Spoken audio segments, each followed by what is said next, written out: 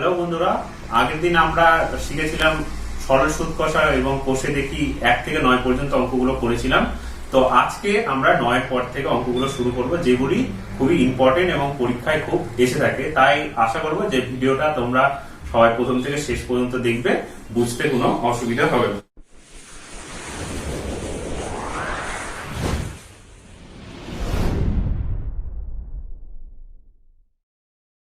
তাহলে আজকের ভিডিওটি শুরু করা যাক। আচ্ছা, আমরা 10 নম্বর অঙ্কটা শুরু করছি। 10 নম্বর অঙ্ক বলেছে, যদি 292 টাকার একদিনের সুদ 5 পয়সা হয়, তবে বার্ষিক শতকরা সরল সুদের হার কত হিসেব করে লিখে। অর্থাৎ আমাদের আরটা বের করতে বলেছে। আর 292 টাকা তাহলে কি হচ্ছে আমাদের 292 টাকা,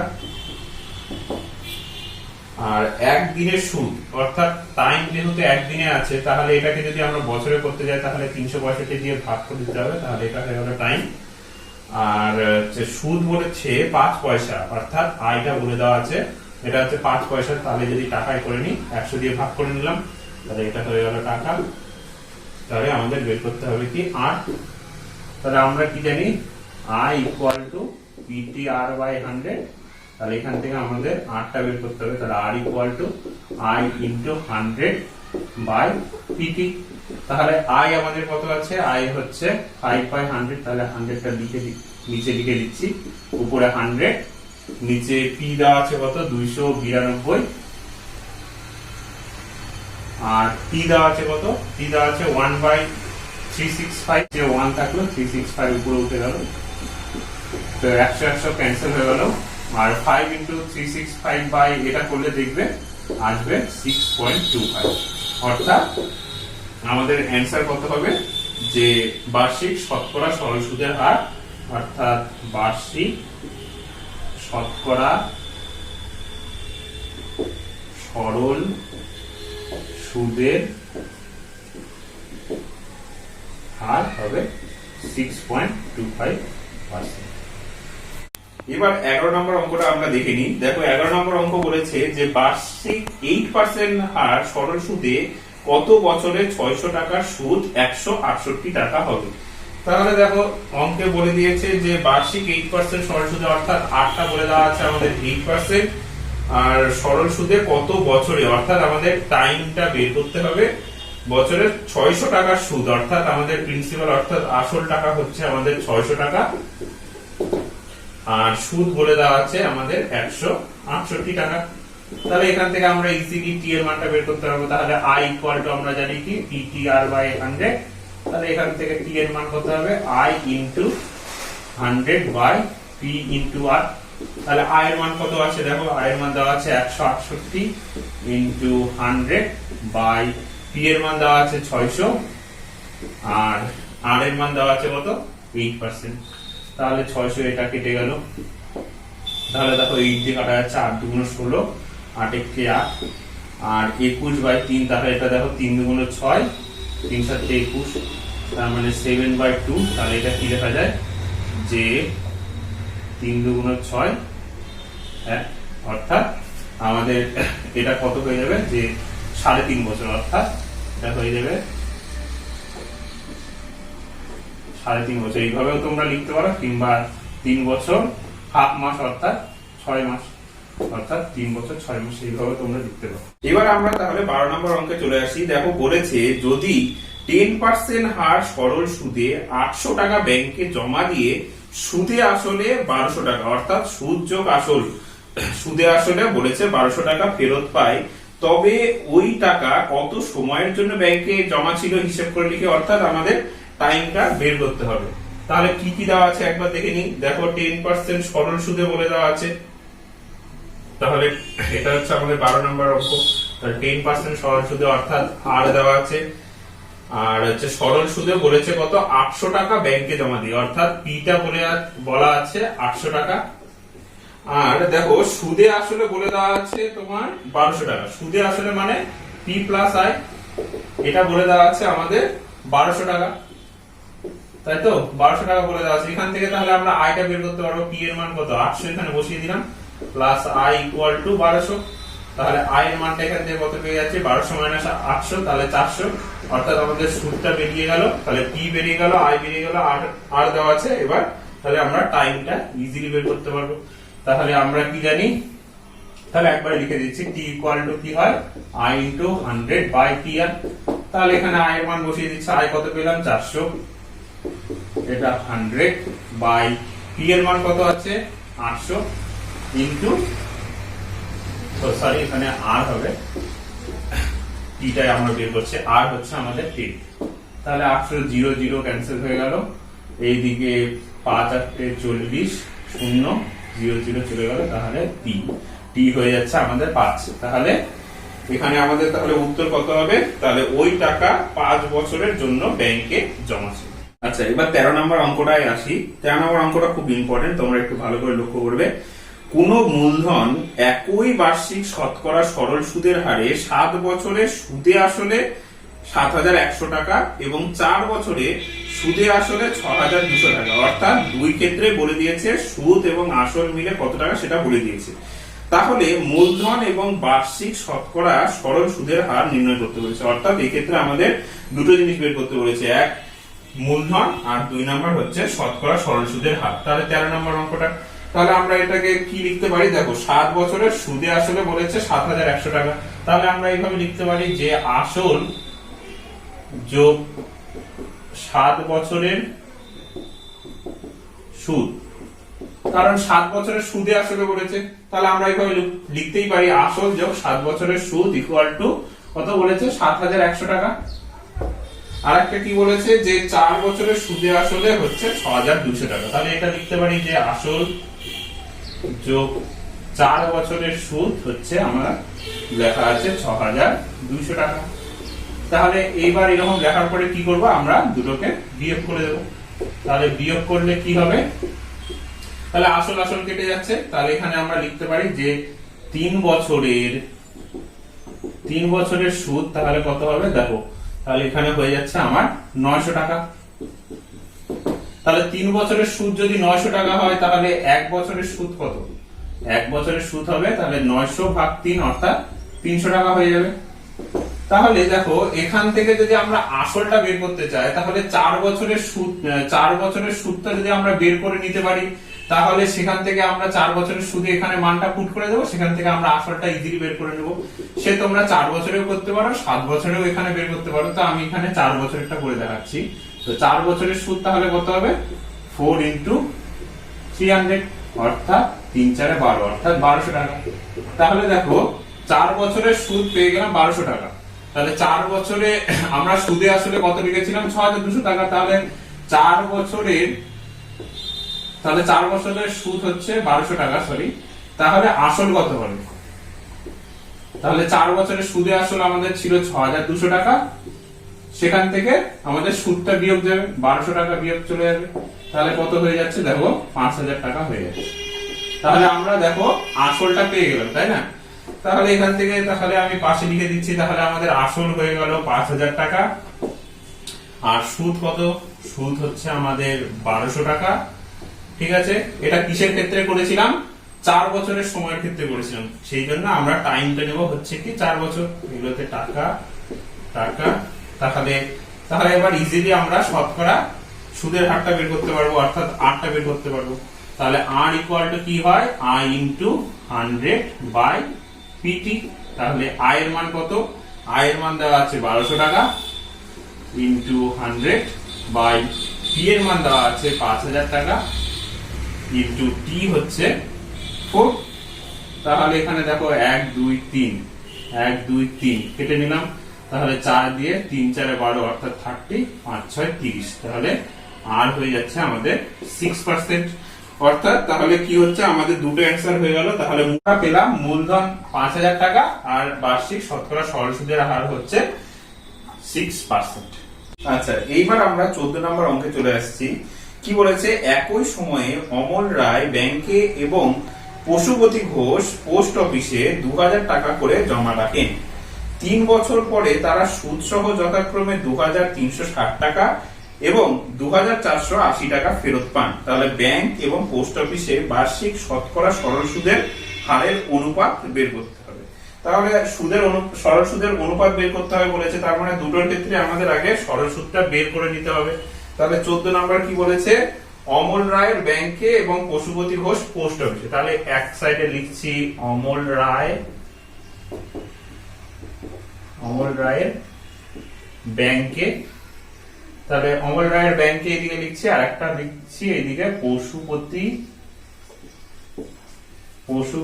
ঘোষের পোস্ট অফিসে, পশুপতি ঘোষ পোস্ট অফিসে।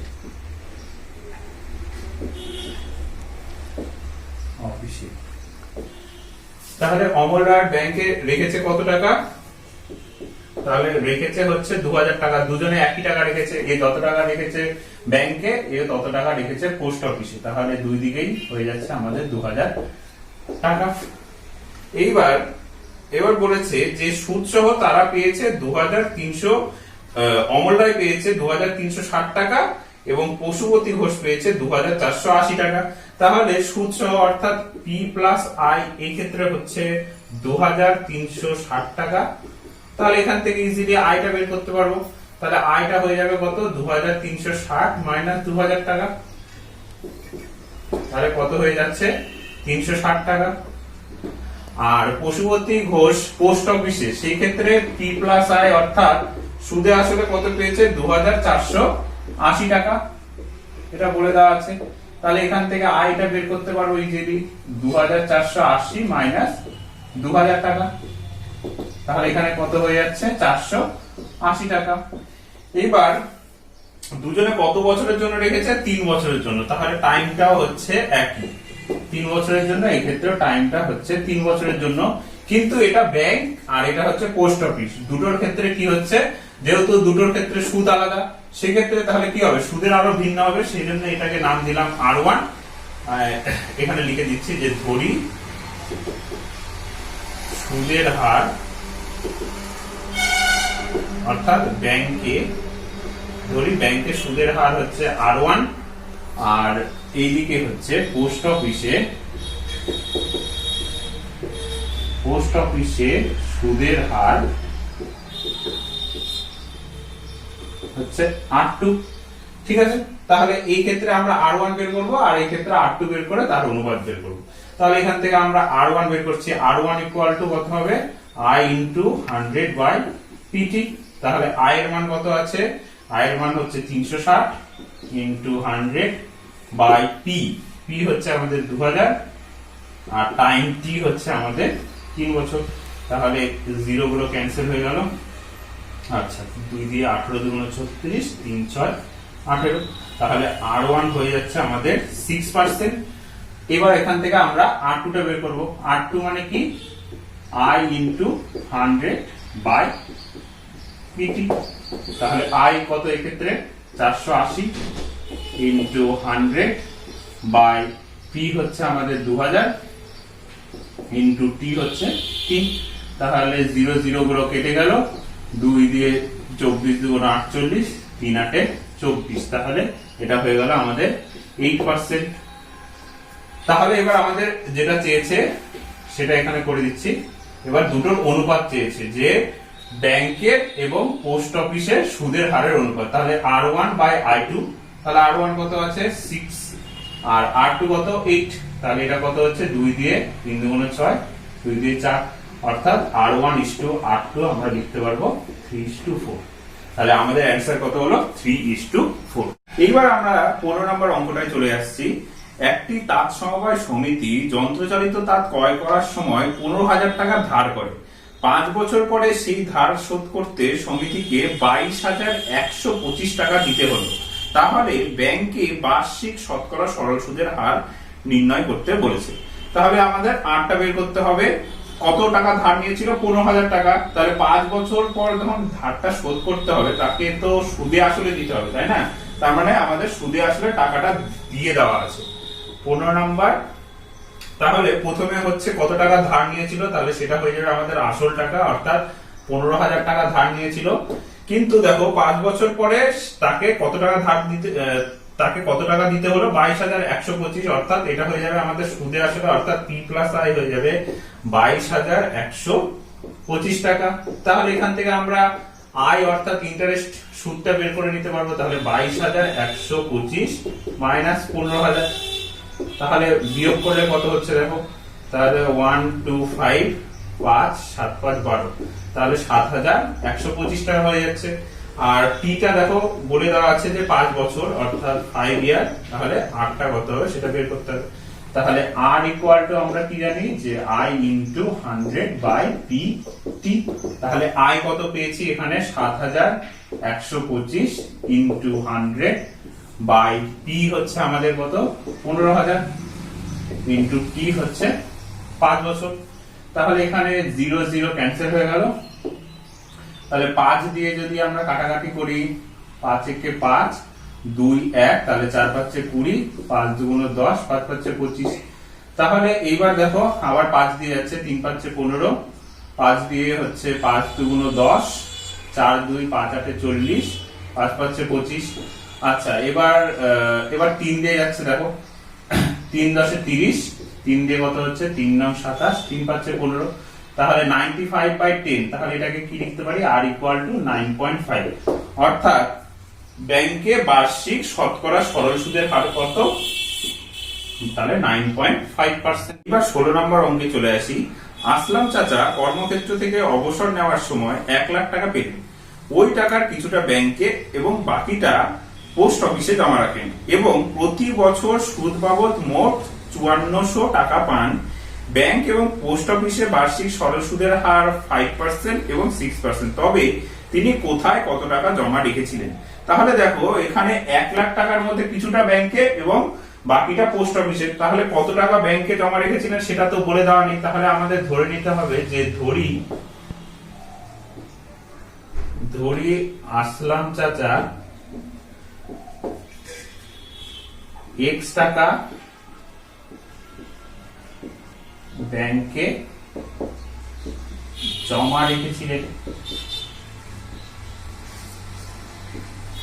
x টাকা ব্যাংকে জমা রেখেছিলেন, তাহলে অবসরের সময় পেয়েছিল 1 লাখ টাকা, তাহলে x টাকা যদি ব্যাংকে রাখে বাকিটা পোস্ট অফিসে, তাহলে পোস্ট অফিসে কত রাখবেন, তাহলে পোস্ট অফিসে জমা রাখবেন, তাহলে বাকি টাকা বলতে ওই 1 লাখ মাইনাস x এত টাকা, তাহলে এত টাকা হচ্ছে পোস্ট অফিসে জমা রাখলেন। এবার বলেছে প্রতি বছর সুদ বাবদ মোট 5400 টাকা পান, অর্থাৎ সুদ বাবদ মোট 5400 টাকা বলতে এখানে বোঝা যাচ্ছে যে ব্যাংকে x টাকা জমা রাখার পরে যে সুদটা পান সেটা এবং পোস্ট অফিসে জমা রাখার পরে যে সুদটা পান সেই সুদটা, এই দুটো সুদের যোগফলে সেটাই বলে দেওয়া আছে 5400 টাকা। তাহলে আমরা এখানে শর্ত অনুসারে লিখতে পারি